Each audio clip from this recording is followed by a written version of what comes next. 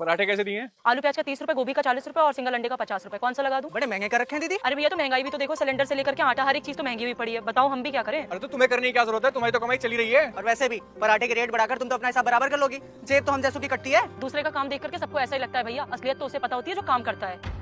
अरे रहने दो, ये अपना राग किसी और के सामने गाना। हम कोई बच्चे नहीं है। अरे छोड़ यार अमन, क्यों बहस कर रहे हैं जैसे लोगों से। पराठे खा रहे हो, चल 2 आलू प्याज के पराठे लगा दो हमारे। राहुल बेटा 2 पराठे सेक दो साहब के लिए। ओए सही से सेक दियो, दोबारा कहना ना पड़े।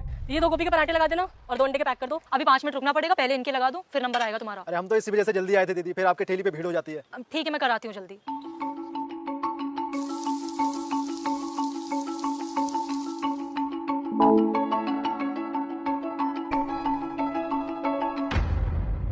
ये क्या, बस इतना सा मक्खन?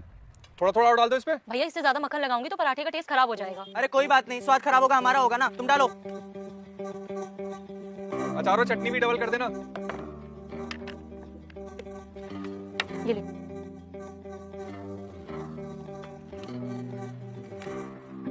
अबे ये कैसा पराठा बनाया है? आलू आलू भरा पड़ा है इसमें, प्याज का नामो निशान नहीं है। साहब मैं पराठे में आलू और प्याज बराबर डाल रहा हूँ, चाहे तो आगे देख सकते हैं। अरे चुप कर।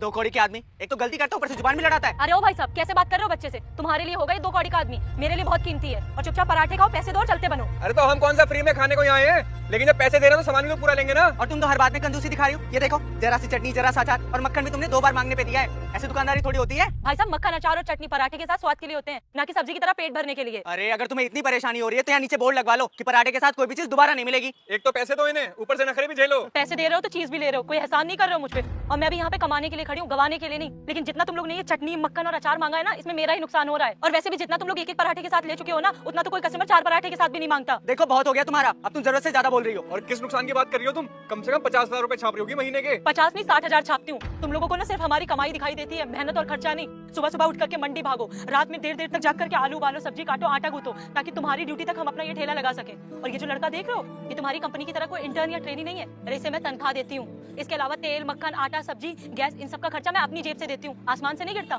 और कमेटी वाले आ गए तो अलग परेशान करते हैं। अरे तुम तो ऐसे लेक्चर दे रही हो जैसे मेहनत सिर्फ तुम्हारे काम है, हम तो निठल्ले और काम चोर हैं। और अगर मेहनत कर रही हो ना तो कमाई तो डबल रही हो। अरे मुझे नहीं पता कि तुम लोग निठल्ले हो या कामचोर, लेकिन एक कंपनी के एसी रूम में बैठ करके काम करना बहुत आसान है। लेकिन जब कभी सर्दी गर्मी बरसात में एक रोड के किनारे 12-12 घंटे खड़े होकर के काम करना पड़ेगा ना, तब पता चलेगा कि मेहनत किस चिड़िया का नाम है। और क्या कहा था तुमने कि ये खाने के काम में डबल से भी ज्यादा कमाई है?